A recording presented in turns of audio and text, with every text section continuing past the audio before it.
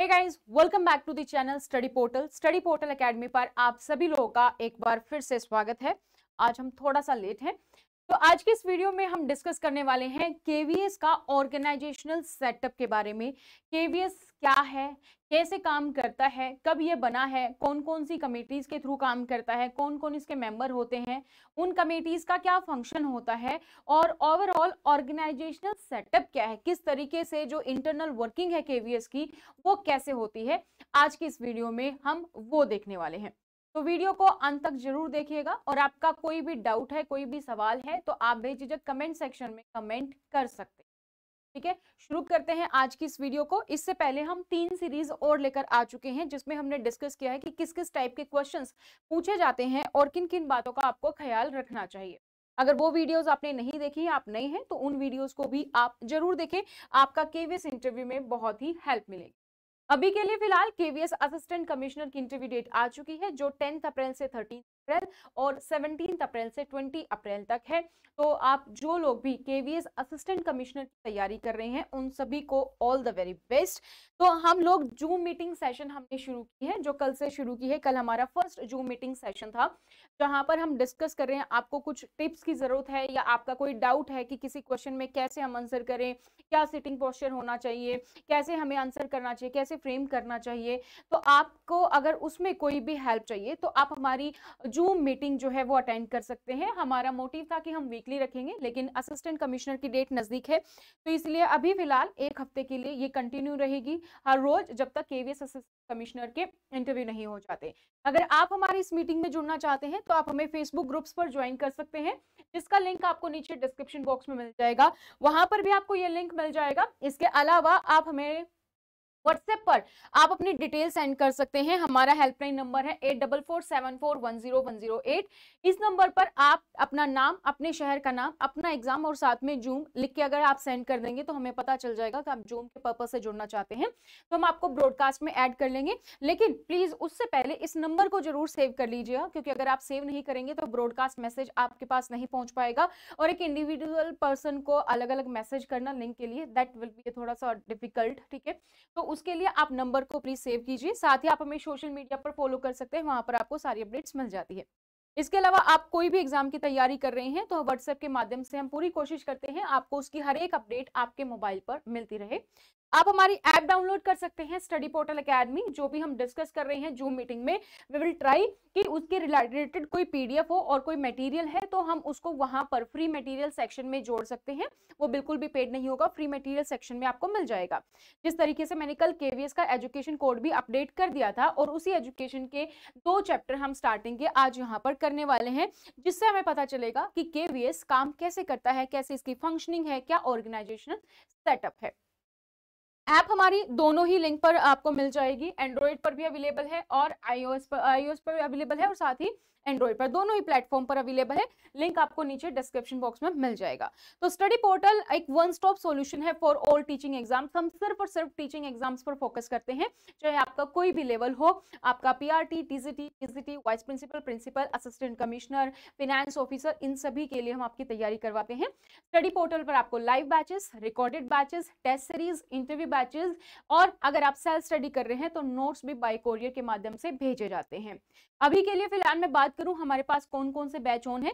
UPSC vice principal का interview batch चल रहा है, केवीएस प्रिंसिपल वाइस प्रिंसिपल के लिए इंटरव्यू बैच चल रहा है, केवीएस पीआरटी, टीजीटी, पीजीटी के लिए इंटरव्यू बैच अभी चल रहा है और यूपीएससी के नेक्स्ट एक रिक्रूटमेंट की तैयारी के लिए हमारा लाइव बैच शुरू हो चुका है। साथ ही केवीएस के लिए जो अगली बार का नोटिफिकेशन आएगा जब के लिए तैयारी कर रहे हैं, उस हमारा लाइव बैच ऑलरेडी स्टार्ट हो चुका है।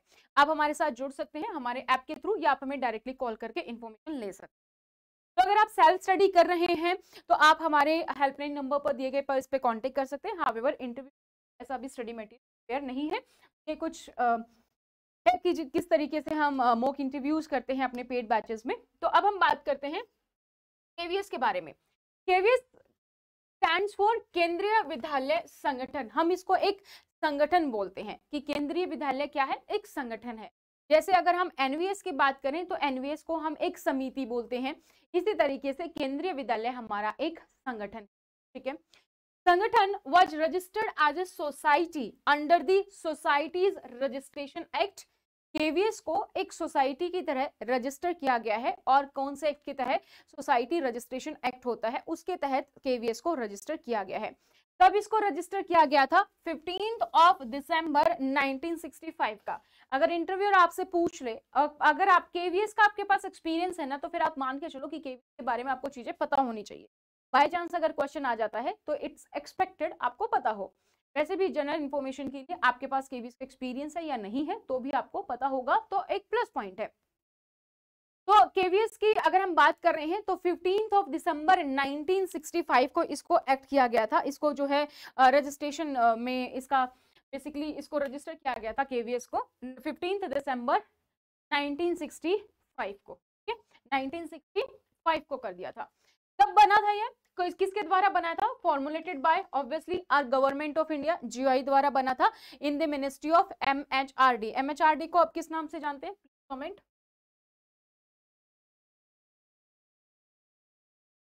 ठीक है, सबसे पहले तो हमें पता चल गया कि ये क्या है, एक संगठन है जो सोसाइटीज रजिस्ट्रेशन एक्ट के तहत हमारा रजिस्टर है।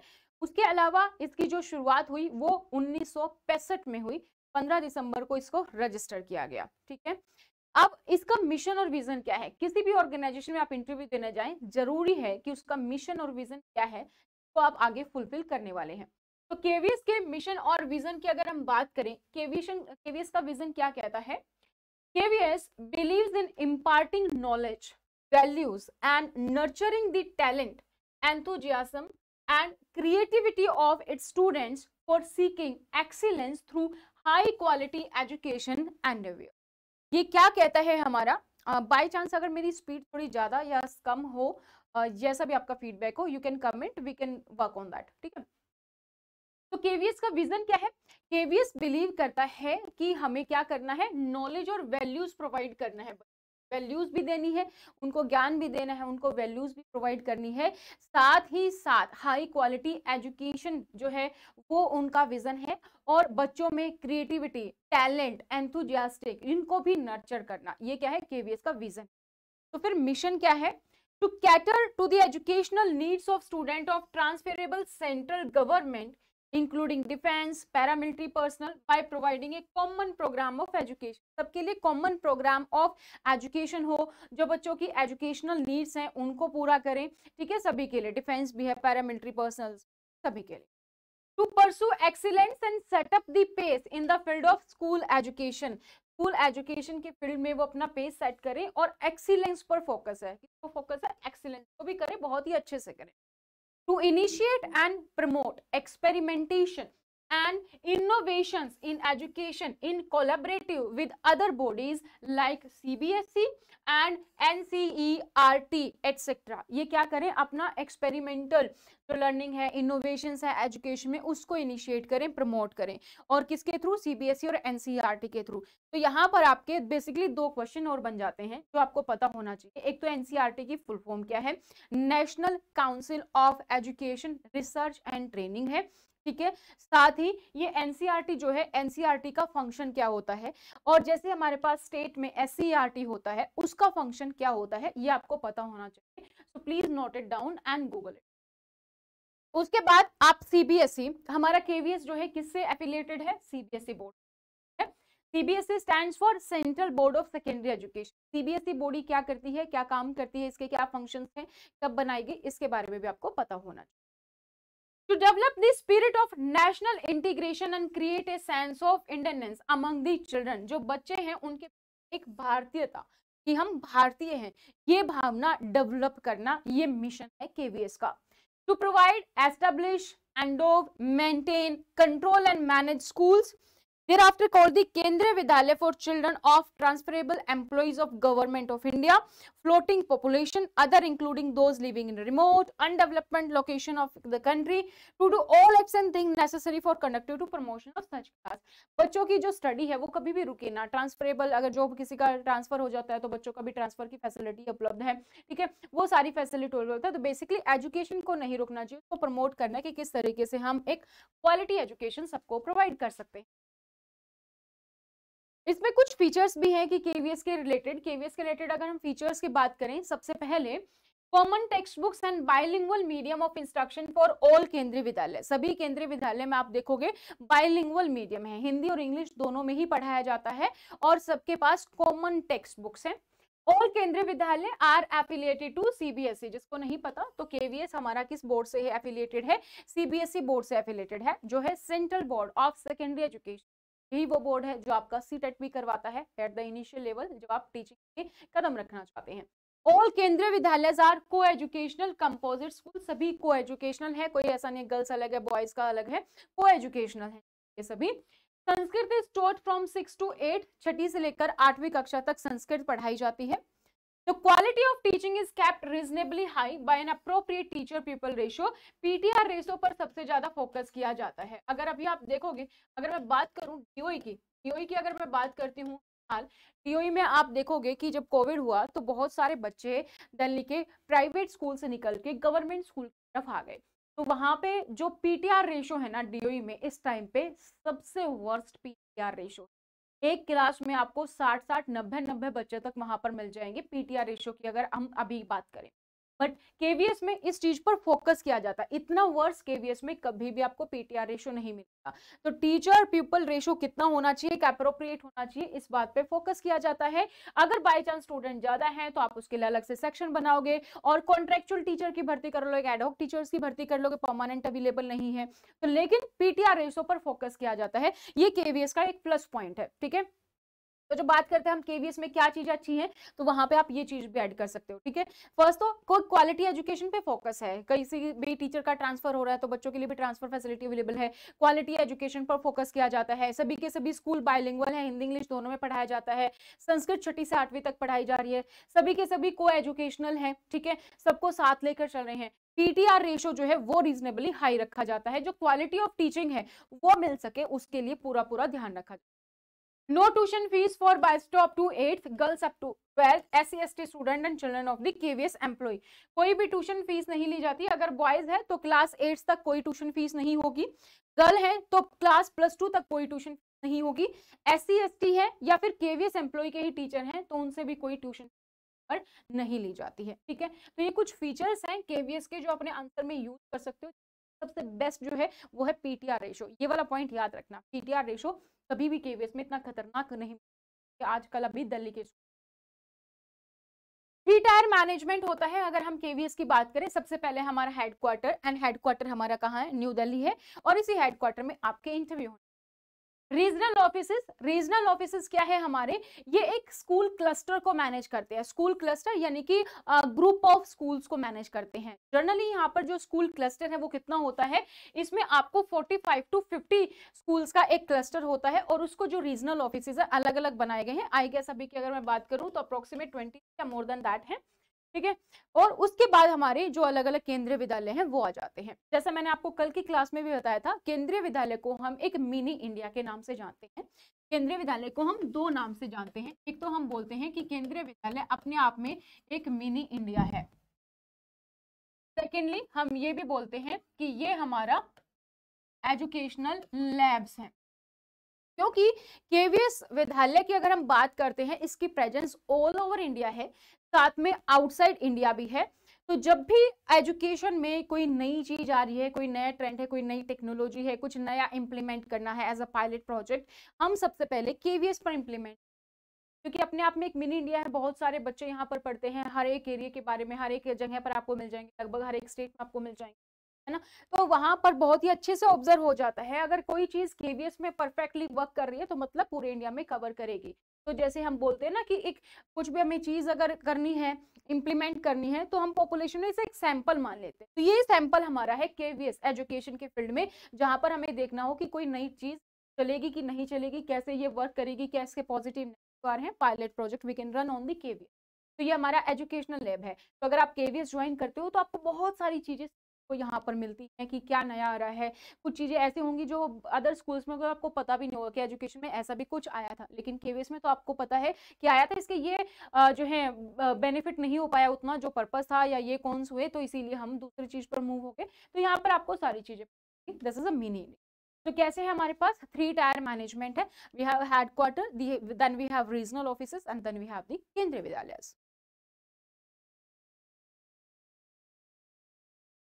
नेक्स्ट हमारे पास है जर्नल बॉडी ऑफ संगठन की। अगर हम बात करें तो जर्नल बॉडी जो है केंद्रीय विद्यालय संगठन, वो क्या है हमारी अपेक्स बॉडी, ठीक है, that is the apex body. The minister of HRD in charge of केंद्रीय विद्यालय scheme is the chairman of the संगठन। चेयरमैन कौन है संगठन का? जो चेयरमैन है, who is the chairman of the संगठन? जो मिनिस्ट्री ऑफ एचआरडी है, इंचार्ज जो है केंद्रीय विद्यालय स्कीम का, वो चेयरमैन ऑफ संगठन। The Minister of State in the Ministry of MHRD is the deputy chairman and officer of the ministry specified by the government of India for this purpose is the vice chairperson। तो vice chairperson भी MHRD से ही है। और जो other members है government of India के, जैसे कि सीनियर ऑफिसर्स हो गए मिनिस्ट्री ऑफ फाइनेंस के, डिफेंस के, वर्क्स एंड हाउसिंग के, health and department of personal training के, ये सब भी जो एमिनिस्ट एजुकेशनिस्ट हैं उनको यहाँ पर रिप्रेजेंटेटिव या मेंबर्स बनाया जाता है वेरियस कमिटीज का। तो यहाँ पे ऐसा नहीं है कि आपको यहाँ पे जो बेसिकली है ना, यहाँ पे जो हमारी ऑर्गेनाइजेशन सेटअप है, जो उसमें बड़ी बड़ी पोस्ट है, वहां पर आपको लगभग हर एक जगह से एम्प्लॉइज, जैसा अभी हमने डिस्कस किया। एक तो एमिनिस्ट एजुकेशन, जिन्होंने एजुकेशन फील्ड में बहुत बड़ा नाम किया है, बहुत कुछ अलग से कुछ किया है, ठीक है, टेक्नोलॉजी को लेकर या किसी भी को लेकर, वो आपको मिल जाएंगे। जो रिटायर्ड आईएएस आईपीएस है वो आपको यहाँ पर मिल जाएंगे। डिफेंस से पर्सन आपको मिल जाएंगे, फिनेंस डिपार्टमेंट से पर्सन होगा, यहाँ पे डीओपीटी के से होंगे। तो अलग अलग से यहाँ पर आपको एक जो है एक्सपीरियंस पर्सन मिलता है। तो जब पर्सन इतने एक्सपीरियंस है हाई लेवल पे, यानी कि काम भी वहां पर बहुत ही अच्छे से होगा, प्लानिंग एग्जीक्यूशन अच्छे से होगी, ठीक है। तो एनसीईआरटी एंड स्टेट गवर्नमेंट के अलावा मेंबर ऑफ पार्लियामेंट भी इसमें विमेन रिप्रेजेंटेटिव होते हैं और मेंबर ऑफ एससी एसटी भी, ये सब मिलके एक जनरल बॉडी ऑफ संगठन। तो कैसे बनाते हैं ये? सबसे पहले कि जो केवीएस है हमारा, वो कैसे फंक्शनिंग करता है, काम कैसे करता है हमारा केवीएस। केवीएस फंक्शन करता है इसके एक जनरल बॉडी के थ्रू, और उस जनरल बॉडी को हम क्या नाम देते हैं? संगठन, क्योंकि केवीएस क्या है? एक संगठन, केंद्रीय विद्यालय संगठन। तो ये इसकी जनरल बॉडी के थ्रू, संगठन के थ्रू अपना काम करता है। इसके बाद इसके पास है बोर्ड ऑफ गवर्नर्स, और इसके पास स्टैंडिंग कमेटी होती है। पहले ये स्टैंडिंग कमेटी 4 होती थी हमारी, उसके बारे में हम देखेंगे। अभी के लिए अगर आप देखोगे केवीएस की ऑफिशियल वेबसाइट को भी, they are working with the 3 committee, ठीक है। तो कौन सी नहीं है, कौन सी थी, वो भी अभी हम डिस्कस करेंगे, क्या क्या फंक्शंस। तो 3 चीजों के थ्रू ये फंक्शनिंग करती है। 3 टायर मैनेजमेंट है, ठीक है, 3 टायर मैनेजमेंट था, जहां पे हमारा हेडक्वार्टर, फिर रीजनल ऑफिस, फिर केंद्रीय विद्यालय था, और 3 ही चीजों के थ्रू ये फंक्शन करती है। संगठन है, बोर्ड ऑफ गवर्नर्स है, एंड उसकी कमेटी। कमेटी पहले 4 थी लेकिन अभी 3 ही है, तो 3 नंबर आपको याद रखना है, वहां पे आपको पूरी हेल्प। तो स्टैंडिंग कमेटी जो हमारे पास पहले 4 थी, वो कौन सी थी? एक थी हमारी फाइनेंस कमेटी, नाम से पता चल रहा है कि पैसे का लेन देन जो भी होगा, अप्रूवल्स होगी, वो हमारी फाइनेंस कमेटी कर। सेकेंड है हमारे पास वर्क्स कमेटी, जेएफआर हमने पढ़ा था, वहां पे हमने वर्क्स के बारे में पढ़ा था। तो वर्क्स की एक कमेटी होती है, जो कि मेजर वर्क्स होंगे उसके लिए अप्रूवल चाहिए, कौन देगा? Works committee. Academic advisory committee, academic से रिलेटेड जो भी एडवाइजरी होगी, क्या गाइडलाइंस है, क्या इंप्लीमेंट करना है, तो हमारी ये करती है। और फिर थी हमारी एडमिनिस्ट्रेशन एंड एस्टेब्लिशमेंट कमेटी, की अभी हमारे पास नहीं है। तो पहले ये 4 क्या थी, कौन कौन इसके मेंबर थे, और अभी कौन कौन है और कैसे काम कर रही है, वो हम जानेंगे। हु इज द संगठन? तो अभी हमने डिस्कस किया कि एमएचआरडी का जो मिनिस्टर है, वो हमारे पास क्या है? इंचार्ज या एक्स ऑफिशियो चेयरमैन है हमारे पास। मिनिस्टर ऑफ द स्टेट, वो हमारे पास ज्वाइंट चेयरमैन की तरह काम करता है। Secretary departmental of school education and literacy, वो डिप्टी चेयरमैन है। कोई भी ऑफिसर जो स्पेसिफाइड है बाय एमएचआरडी ही, वो हमारा एज अ वाइस चेयरमैन काम करता है। और फाइनेंशियल एडवाइजर एमएचआरडी से, वो हमारे पास कौन है? फाइनेंस मेंबर है। तो एमएचआरडी से काफी सारे पर्सन एक्सपीरियंस। तो इनकी जो मीटिंग होती है वो मैंडेटरी है कि साल में एक बार तो मीटिंग होगी होगी, वो एक एनुअल जर्नल मीटिंग है कि साल में एक बार मीटिंग होगी। लेकिन कभी ऐसा हुआ कि कोई इमरजेंसी है तो बीच में भी मीटिंग हो सकती है, चेयरमैन कभी भी मीटिंग के लिए कॉल कर सकता है, मीटिंग कभी भी हो सकती है। बट दिट इज की एक जो जर्नल मीटिंग होती है एनुअली, वो होगी हर एक साल में एक बार जर्नल मीटिंग, ठीक है। नेक्स्ट है हमारे पास बोर्ड ऑफ गवर्नर, हमने पढ़ा था अभी। एक तो हमारे पास संगठन हो गया, संगठन हमारा क्या है? जो हमारा रजिस्टर्ड है अंडर सोसाइटी रजिस्ट्रेशन एक्ट 95 में हुआ था ऑन 15 दिसंबर, तब से ही केवीएस जो है अपना फंक्शन कर रही है प्रॉपर तरीके से। बोर्ड ऑफ गवर्नर्स, जिसको कि हम एग्जीक्यूटिव बॉडी भी बोलते हैं, ये बोर्ड ऑफ गवर्नर क्या करता है? ये बोर्ड ऑफ गवर्नर जो भी इनको रिस्पॉन्सिबिलिटी दी जाएंगी उसको डिस्चार्ज करेगा।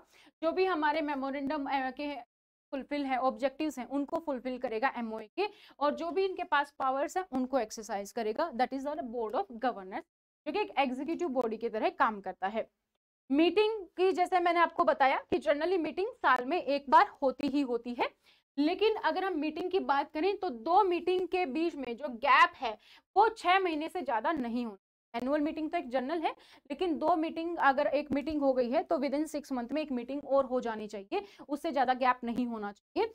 और मीटिंग से पहले कितने दिन पहले बताना पड़ेगा, मीटिंग से पहले एटलीस्ट 10 डेज का नोटिस देना होगा कि इस दिन जो है मीटिंग हो। ठीक है, कोरम कितना है कि मीटिंग कब होगी, जितने भी मेंबर्स होंगे उसके 1/3 जो है वो हमारे पास कोरम है। कोरम ऑफ मीटिंग क्या होता है कि अगर 1/3 से कम मेंबर होंगे तो मीटिंग नहीं होगी। सपोज कहीं पर 30 मेंबर्स है किसी कमेटी में, जब भी मीटिंग हो रही है उसमें 30 मेंबर्स को पार्टिसिपेट करना है, इसका 1/3 हम करेंगे तो कितना हो गया, इट विल बी 10। अगर मेरे 10 या 10 से ज्यादा है तो मीटिंग होगी, अगर मेरे पास 80 मेंबर प्रेजेंट है तो मीटिंग नहीं होगी, वो मान्य नहीं कोरम होता है। पास पार्लियामेंट में है सेम इसी तरीके। तो अब हम देखते हैं कमेटीज के बारे में, हमने अभी देखा। तो सबसे पहले हमारे पास क्या है, फाइनेंस कमेटी। फाइनेंस कमेटी क्या है, यानी कि वित्त कमेटी। इसमें कितने मेंबर्स होते हैं टोटल यहाँ पर 5 मेंबर, 5 मेंबर से ये बनी होती है। कौन कौन होगा, वाइस चेयरमैन केंद्रीय विद्यालय का जो होगा वो यहाँ पे एज ए चेयरमैन वर्क करता है। फाइनेंस मेंबर यहाँ पर मेंबर रहेगा। Representative of the ministry, member of defence, जो कि एक मेंबर होगा केंद्रीय विद्यालय संगठन का ही। कमिश्नर मेंबर होगा यहाँ पर विद्यालय समिति का, और जो ज्वाइंट कमिश्नर फाइनेंस है वो भी यहाँ पर मेंबर होते हैं। तो टोटल 5 मेंबर यहाँ पर होते हैं।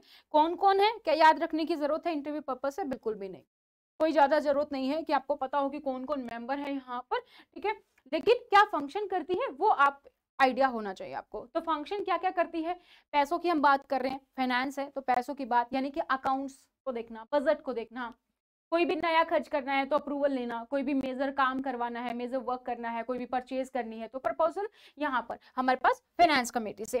संगठन का फाइनेंशियल रिव्यू भी करना, ईयरली जो बेसिस पर रिव्यू होता है फाइनेंशियल का करते हैं, वो भी कौन करेगा, ये फाइनेंस कमेटी। तो पैसों से रिलेटेड जो भी लेन देन होगा, जो भी मामला होगा, वो सब कौन कर रहा है, हमारे पास फाइनेंस कमेटी कर रही है। ठीक है, नेक्स्ट हमारे पास academic advisory committee. Academic advisory committee में दोस्तों हमारे पास कितने, 13 मेंबर्स हैं, 13 मेंबर्स में हमारे पास vice chairman as a chairman काम करता है, कमिश्नर एज अ मेंबर, और 3 to 11 जो है ये चेयरमैन जो होता है केवीएस का वो नॉमिनेट करता है। ये मेंबर्स होते हैं फ्रॉम दी आउटस्टैंडिंग एजुकेशनिस्ट, जिन्होंने एजुकेशन फील्ड में कुछ बहुत बड़ा नाम किया है, कोई बहुत बड़ा टेक्नोलॉजी, बहुत बड़ी कुछ रिसर्च की है, उनको से। Representative of minister of MHRD development वो मेंबर होता है, और इसमें एडिशनल कमिश्नर जो एकेडमिक है वो भी यहाँ पर मेंबर ऑफ सेक्रेटरी होता है। एकेडमिक एडवाइजरी क्या काम कर रही है, नाम से हमें क्या पता चल रहा है, एकेडमिक से रिलेटेड कुछ यहाँ पे हो रहा है। तो यहाँ पे advise about the academic and को करिकुलर प्रोग्राम, एकेडमिक को लेकर टेक्स्ट बुक्स हैं, कैसे काम होगा, कैसे जो भी है मान जैसे एनईपीआई उसको कैसे इंप्लीमेंट करना है, करिकुलम क्या है, ये सारी चीजें। को करिकुलम प्रोग्राम्स को भी किस तरीके से एकेडमिक से साथ साथ हमें कल्चरल एक्टिविटीज पर भी फोकस करना है, को करिकुलम एक्टिविटीज कैसे होंगी, वो भी ये कमेटी कर। Prepare guidelines for implementation of above, इन्हीं काम के लिए कि एकेडमिक और को करिकुलम प्रोग्राम के लिए जो भी गाइडलाइंस है उसको प्रिपेयर करना भी एकेडमिक एडवाइजरी कमेटी का काम है। पीरियोडिक रिव्यू करना, सजेस्टिव मेजर देना कि क्या क्या शॉर्टकमिंग है, क्या एरियाज ऑफ इंप्रूवमेंट है, रिव्यू करना, बताना कि कहाँ पर कमियां है, क्या सुधार हम कर सकते हैं, सजेशंस देना, वो सब करना। हेल्प विद्यालय टू अचीव संगठन ऑब्जेक्टिव, जो भी संगठन का मिशन विजन है उसको पूरा करने में विद्यालय की हेल्प करना एकेडमिक एडवाइजरी का काम है। वो क्या है, क्वालिटी एजुकेशन पर फोकस है। Review of publication programme, publication programme का भी रिव्यू कौन करेगा, एकेडमिक एडवाइजरी कमेटी हमारी करती है। थर्ड हमारी क्या है, वर्क्स कमेटी है। वर्क्स कमेटी में हमारे पास कितने लोग हैं, वर्क्स कमेटी में पास टोटल 12 मेंबर्स है, 12 लोग हैं। तो वाइस चेयरमैन यहाँ पर भी है जो एज ए चेयरमैन है, finance member as a member है, कमिश्नर होता है, डायरेक्टर ऑफ एजुकेशन आर्मी का होता है, डायरेक्टरेट ऑफ एजुकेशन एयरफोर्स से, डायरेक्टरेट मिलिट्री लैंड से होता है, इंजीनियर इन चीफ होता है, director general works, finance adviser ministry of urban development से, मेंबर इंजीनियर रेलवे बोर्ड से, ज्वाइंट कमिश्नर फाइनेंस से। तो ये इतने सारे अलग अलग लोगों की जरूरत है यहाँ पे वर्क्स कमेटी काम करवाना है, तो वो हर एक फील्ड से लोग होंगे तो यहाँ पर हेल्प मिलेगी। ठीक है, सबका अपना अपना एक्सपीरियंस यहाँ पे काम आएगा। अब ये वर्क्स कमेटी क्या काम करती है, नाम से पता चला वर्क, यानी कि कोई काम जब करना होगा तो ये कमेटी का कहीं ना कहीं रोल रहेगा। तो क्या रोल है, क्या फंक्शन है?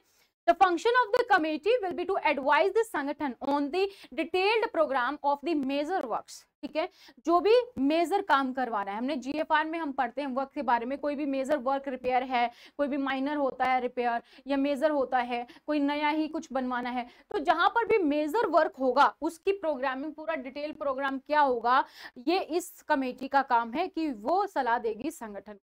To provide expert technical advice, expert technical advice देगी, क्योंकि हमने भी देखा 12 मेंबर्स में लगभग हर एक फील्ड से हमने सीनियर पर्सन को लिया है, तो टेक्निकल एडवाइस भी ऑब्वियसली एक्सपर्ट ही होगी। Regard to the construction of building, तो बिल्डिंग कैसे बनाई जाएगी, क्या कुछ होगा, उसको लेकर यहाँ पर पूरी इसी तरीके से ये अपना टेक्निकल एडवाइस देगी। कंस्ट्रक्शन कैसे करना है टाइम टू टाइम, वो सारी चीजें ये फंक्शनिंग का काम है। ये 3 कमेटी हमारे पास एज ऑफ नाउ तीनों की तीनों वर्क कर रही हैं। एक कमेटी जो आपको अभी ऑफिशियल वेबसाइट पर नहीं मिलेगी, वो कमेटी है हमारी एडमिनिस्ट्रेशन एंड एस्टेब्लिशमेंट कमेटी, जो कि 6 मेंबर की होती थी, जिसमें vice chairman, representative from MHRD, DOPT से कमिश्नर केवीएस का, एडिशनल कमिश्नर एडमिन और ज्वाइंट कमिश्नर पर्सनल और एडमिनिस्ट्रेशन होते थे। इसका जो होता था वो क्या होता था कि जो भी इसके मेंबर्स हैं वो 2 साल के लिए नॉमिनेट रहते थे, उसके बाद हम इसको चेंज करते थे। इसका काम क्या था कि पॉलिसीज को लेकर, पॉलिसीज पर एडवाइस देना, जो भी एस्टेब्लिशमेंट और एडमिनिस्ट्रेटिव मिनिस्टर में कोई भी पॉलिसीज है उसको लिए कोई भी एडवाइस देना इसका काम था। साथ ही साथ गाइडलाइंस प्रोवाइड करना regarding the e governance, settlement कैसे होगा, कोई भी अगर ग्रेवियंस आ जाती है, कोई भी रिड्रेसल मैकेनिज्म कैसे होगा, किस तरीके से काम करेगा, ये सब काम करना इस कमेटी का काम था। और साथ ही डेवलप इफेक्टिव कोऑर्डिनेशन अलग अलग लेवल पर, वो भी इस कमेटी का काम था।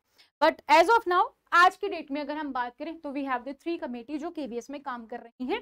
ठीक है, स्टैंडिंग कमेटी की अगर हम बात करें जो पहले 4 थी, नाउ वी हैव द 3। कौन कौन सी है? Finance committee, works committee and the academic advisory committee. ये तीनों मिलकर जो है काम करती है। तो इनके तीनों के फंक्शन और को अगर हम एक बार क्विकली रिवाइज करें, जो कि हमें फंक्शंस पता होना चाहिए।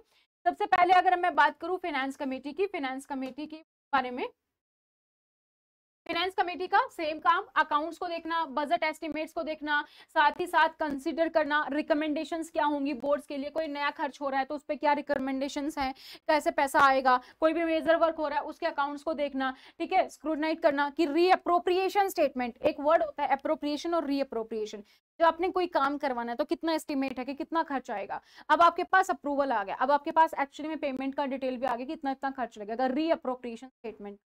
ठीक है, वो भी ऑडिट नोट्स बनाना और फाइनेंस को रिव्यू करना, जो भी ईयरली होता है ऑडिट कंडक्ट करना इंटरनली, ये सब हमारा फाइनेंस कमेटी का काम है। उसके बाद हमारे पास कौन सी थी? वर्क्स कमेटी थी। वर्क्स कमेटी का क्या काम था? वर्क्स कमेटी का काम था कि वर्क पॉलिसीज बनाना, संगठन के लिए अप्रूव करना, जो भी काम करवाना है उसके लिए अप्रूवल करना, एक्सपेंडिचर को सैंक्शन करना कि होगा कि नहीं होगा। ठीक है, रिव्यू करना प्रोग्रेस को, बोर्ड ऑफ पॉलिसीज बनाना। तो जो आप जेम पोर्टल से भी कोई परचेज करते हो ना, प्रोक्योरमेंट करते हो, तो वहां पर हमारा क्या होता है, फाइनेंस कमेटी और वर्क्स कमेटी दोनों का बहुत ही इंपॉर्टेंट रोल होता है। क्योंकि जब आप जेम पोर्टल पे कोई भी परचेज कर रहे हो वहां पर आपको 2 अप्रूवल की जरूरत होती है। एक आपकी होती है एडमिन अप्रूवल, जो हमारी वर्क्स प्रोवाइड कर रही है कि हाँ ठीक है आपको काम करवाना आप करवा लो, ओके ये काम होगा administration. Second we have the finance approval, कितना पैसा लगेगा, पैसों के लिए कौन देगा हमें? Finance committee. तो दोनों के अप्रूवल की जरूरत होती है जब भी हम कोई मेजर वर्क या कोई भी काम करवाते हैं या कोई भी चीज हम परचेज कर रहे हैं, किसी कंसल्टेंट को हायर कर रहे हैं, तो we require this finance and the works committee. ठीक है, थर्ड कमेटी जो हमारे पास थर्ड द लास्ट कमेटी है एकेडमिक एडवाइजरी कमेटी। तो ये एकेडमिक क्या करती है, ये काम क्या करती है, एकेडमिक और को करिकुलम प्रोग्राम्स को देखती है, उसके लिए क्या क्या गाइडलाइंस प्रोग्राम गाइडलाइंस जो है इशू करनी है, कैसे उनको इम्प्लीमेंट करना है। साथ ही साथ केंद्रीय विद्यालय की हेल्प करती है कि जो उसका ऑब्जेक्टिव है, मिशन है, विजन है, उसको पूरा किया जा सके। विद्यालय को as a school of excellence कैसे हम डेवलप कर सकते हैं, जो हमारे नेशनल गोल्स है एजुकेशन के उसको हम कैसे अचीव कर सकते हैं, एक नेशनल इंटीग्रेशन कैसे हम लाकर आ सकते हैं, और पब्लिकेशन प्रोग्राम और सजेशन इंप्रूवमेंट्स को इंक्लूड करना। तो जो बाकी हमारे पास 4 थी वो कहीं ना कहीं हमारे अब ये काम कर रहे हैं। नेक्स्ट है हमारे पास ऑर्गेनाइजेशनल सेटअप, कौन कहां पर है, किस पोस्ट पर है, कौन किसको रिपोर्ट कर रहा है। सो राइट नाउ कमिश्नर है हमारे पास। कमिश्नर कौन है हमारे पास? निधि पांडे कमिश्नर है जो IAS से हैं, ठीक है। निधि पांडे जो कमिश्नर है उनके नीचे अब मेरे पास 4 लोग हैं, ठीक है। First, second, third and fourth, 4 उसके अंदर रिपोर्टी है। फर्स्ट कौन है मेरे पास? फर्स्ट है एडिशनल कमिश्नर एकेडमिक्स है, जो कि पोस्ट अभी के लिए एज ऑफ नाउ खाली है, वेकेट है। फिर एक OSD होता है जो डिफेंस से होता है, ये पोस्ट भी अभी खाली है एज पर नाउ, आज की डेट की मैं बात कर रही हूँ जो वेबसाइट पर है उसके अकॉर्डिंग। सुपरिटेंडेंट इंजीनियर ये अभी अनुज विज है। और फोर्थ है हमारे पास एडिशनल कमिश्नर एडमिनिस्ट्रेटर, ये भी हमारे पास पोस्ट खाली है। तो 4 लोग हैं, 4 में से 3 पोस्ट खाली है, एक ही पर्सन अभी है यहाँ पर। फिर उसके बाद जो एडिशनल कमिश्नर एकेडमिक्स होती है उसके नीचे 2 पर्सन हो जाते हैं, एकेडमिक्स का अलग और ट्रेनिंग का अलग। तो ज्वाइंट कमिश्नर एकेडमिक्स और joint commissioner training. Joint commissioner academics में अभी श्री NR मुरली जी हैं, और ज्वाइंट कमिश्नर ट्रेनिंग में चंदना मंडल है अभी के लिए। फिर उसके बाद अगर हम बात करें एडिशनल कमिश्नर एडमिनिस्ट्रेटर की, इसके नीचे भी हमारे पास कितने लोग आ जाते हैं? 4 लोग आ जाते हैं, जिसमें से ज्वाइंट कमिश्नर एडमिनिस्ट्रेटर है, एडमिनिस्ट्रेटर 2, पर्सनल और फाइनेंस। तो एडमिनिस्ट्रेटर में मेरे पास 2 लोग अजीता लोंगजाम है और जयदीप दास है, डॉक्टर जयदीप दास। कमिश्नर पर्सनल में डॉक्टर P देवाकर है, और फाइनेंस में श्री सत्यानारायण गुलिया है। ये ऑर्गेनाइजेशन सेटअप है, इस तरीके से केस काम करती है, करेक्ट। कुछ बेसिक चीजें जो आपको पता होना चाहिए एज ऑफ नाउ। अगर मैं बात करूं कि कितने स्कूल्स हैं, total number of functional KVS जो काम कर रहे हैं, जिसमें क्लासेस चल रही हैं, एजुकेशन चल रही है, total number of functions of कितना है? 1252 टोटल स्कूल हैं। 1252 as of now total functioning KVS school हैं। ना याद रहे नंबर तो ऑलवेज से कि 1250 से प्लस है या 1200 प्लस ही है, ठीक है। टोटल नंबर ऑफ कंप्यूटर्स कितने अवेलेबल है उसका भी डाटा है यहाँ पर, जो हमें जानने की जरूरत नहीं है। अगर मैं बात करूं कि स्टूडेंट्स की, स्टूडेंट मेरे पास कितने होंगे अप्रोक्सीमेट यहाँ पर? अराउंड 15 लाख आप बोल सकते हो, लेकिन जो एग्जैक्ट नंबर है दैट इज द 14,28,619, तो अराउंड 15 लाख आप बोल सकते हो, ठीक है। अगर मैं बात करूं कि स्टूडेंट का और कंप्यूटर रेशो क्या है, तो 18:1 है, यानी कि 18 स्टूडेंट्स के लिए एक कंप्यूटर की अवेलेबिलिटी है हमारे पास। इसी तरीके से और यहाँ पर कुछ है इंफॉर्मेशन, जितने कितने कंप्यूटर लैब है, इंटरनेट कनेक्टिविटी कितने में है। इंटरनेट कनेक्टिविटी हर एक स्कूल में है। कंप्यूटर लैब 1228 में है, कुछ में अभी है जो स्कूल जहाँ पर नहीं है। नंबर ऑफ स्केविंग हैविंग बैंड कनेक्टिविटी भी लगभग हर जगह है जहाँ पर कंप्यूटर लैब है। और नंबर ऑफ KVS जिनकी खुद की वेबसाइट है, तो हर एक KVS के ब्रांच की अपनी अलग से खुद की वेबसाइट है। नंबर ऑफ क्लासरूम्स अभी 12,347 क्लासरूम्स हैं। Personalize learning using connected classroom solution in under the PMJV scheme of ministry of minority affairs, वो 277 है। मॉडर्नाइज साइंस लैब 928 स्कूल में है, और डिजिटल लैंग्वेज लैब की अगर मैं बात करूं 376 है। बहुत ज्यादा याद रखने की जरूरत नहीं है, बट इट इज एक्सपेक्टेड कि कितने स्कूल हैं वो आपको पता हो, ठीक है। कितने स्कूल्स हैं, यहाँ पर आपको इंटरनेट कनेक्टिविटी भी है, कंप्यूटर लैब्स भी है, ये सारी चीजें। तो PTR रेशो पर सबसे ज्यादा फोकस होता ही है। एज ऑफ नाउ अगर मैं स्कूल की बात करूं, ये नंबर आप याद रख लेना, 1252 है। इस फैक्ट को पूछा जाए डायरेक्टली या ना पूछा जाए, लेकिन कोई ऐसा क्वेश्चन आता है तो आप वहां पर इसको जो है यूज कर सकते हो, तो that will add a plus point कि आपको पता है कितने अभी एज ऑफ नाउ हमारे पास। तो आज की इस वीडियो से आई होप आपको पूरी हेल्प मिली होगी। आज की इस वीडियो में हमने जो बेसिक पॉइंट्स डिस्कस किए हैं, वो क्या क्या डिस्कस किए हैं कि KVS कब बना, क्या संगठन है, इसका मिशन क्या है, इसका विजन क्या है, किस तरीके से ये पूरी फंक्शनिंग करता है, कितना टायर ये मैनेजमेंट है, 3 टायर मैनेजमेंट है, headquarter, regional offices and then the Kendriya Vidyalaya कैसे फंक्शन करता है। 3 के तरीके से फंक्शन करता है संगठन है, बोर्ड ऑफ मेंबर्स है एंड देन हमारे पास अदर मेंबर्स। 3 कमेटी है मेरे पास एज ऑफ नाउ की अगर मैं बात करूं, finance, work and academic and advisory. तीनों के फंक्शंस मैंने आपको बता दिए हैं। ऑर्गेनाइजर सेटअप हमने डिस्कस कर लिया है, नंबर ऑफ स्कूल्स कितने वो हमने यहाँ पर डिस्कस कर लिया। इसी से रिलेटेड एक और वीडियो है डॉक्टर विजय जी की, जो मैं अभी कुछ देर बाद अपलोड कर दूंगी, वो भी आप गो थ्रू कर सकते हैं, जिसमें KVS के बारे में ही हिंदी में डिस्कस किया गया है, तो अदर लोगों के लिए भी वो हेल्पफुल रहेगी। उसमें हो सकता है आपको कुछ फैक्ट्स और ज्यादा मिले। वो पुरानी वीडियो है, तो आई विल बी जस्ट री अपलोडिंग दैट, कि वहां से कुछ फैक्ट्स हैं जो आप ले सकते हो। बाकी जो अपडेटेड फैक्ट्स हैं वो मैंने यहाँ पर बता दिए हैं, तो अगर वहां पे कुछ हो रहा है तो ये वाला आप ध्यान रखें, ज्यादा अपडेटेड फैक्ट्स, ठीक। तो ये आज की इस वीडियो में इतना ही। कल हमने फर्स्ट जूम सेशन किया था bye Unfortunately, I don't have the recording of that. Otherwise, I would have uploaded. तो केवीएस और वाइस प्रिंसिपल के लिए आप और असिस्टेंट कमिश्नर के लिए आप हमारे फेसबुक ग्रुप्स को ज्वाइन कर सकते हैं। यहीं पर आपको आज का लिंक भी मिल जाएगा एट 10 o'clock। अप्रोक्सीमेट आप मान के चलिए 20 अप्रैल तक आई विल ट्राई, जब तक आप लोग की इंटरव्यू खत्म नहीं हो जाते असिस्टेंट कमिश्नर, कि हर रोज हम वीकली जूम मीटिंग कर सके, जो हर रोज रात के 10 बजे होती है, ताकि आप ज्यादा से ज्यादा लोग अटेंड कर सको। ये मीटिंग का टाइम 30 मिनट्स टू 40 मिनट्स रहता है, जिसमें आप अपने डाउट्स ले सकते हो। अगर आपको कोई भी डाउट है कि किस से क्या क्वेश्चन पूछा जाएगा तो क्या आंसर करना है, क्या आंसर होना चाहिए, तरीके से किन बातों का ध्यान रखना है, तो वो आप जनरल टिप्स मुझसे ले सकते हो। वहां पे हम कुछ टॉपिक्स भी डिस्कस कर सकते हैं, ठीक है। इसके अलावा आप हमें सोशल मीडिया पर फॉलो कर सकते हैं और आप हमें व्हाट्सएप पर अपनी डिटेल शेयर कर सकते हैं। मैंने एक बार फिर से गुजारिश करूंगी कि आप इस नंबर को जरूर सेव करें, फिर आप हमें मैसेज करें, ताकि मैं आपको ब्रॉडकास्ट के थ्रू मैसेज भेजूं तो आपको वो इन्फॉर्मेशन मिल जाए। आप हमारी ऐप डाउनलोड कर सकते हैं, जो भी हम यहाँ पर डिस्कस कर रहे हैं या जूम में हम डिस्कस करेंगे, वो सारी की सारी डिटेल्स आपको हमारी ऐप पर मिल जाए। ये सारी चीजें आपको वहां पर मिल जाएंगी। तो आज की इस वीडियो में हम इतना ही करते हैं, इतना ही इसको रखते हैं। कल हम किसी और टॉपिक के साथ डिस्कस करेंगे। तो मैं ये उम्मीद करती हूँ कि जब हम कोई नया टॉपिक डिस्कस करें, कोई भी क्वेश्चन है तो आप please feel free to comment, या जब हम डिस्कस कर रहे हैं कोई नया टॉपिक तो आप उसके टॉपिक्स के रिलेटेड क्वेश्चंस अगर आपके पास हैं तो प्लीज उसे लेकर आओ, ताकि आपके जो भी डाउट्स हैं वो यहाँ पर आपके सारे सोल्व हो सके। तो आज की इस वीडियो में इतना ही। Thank you so much, bye bye and take.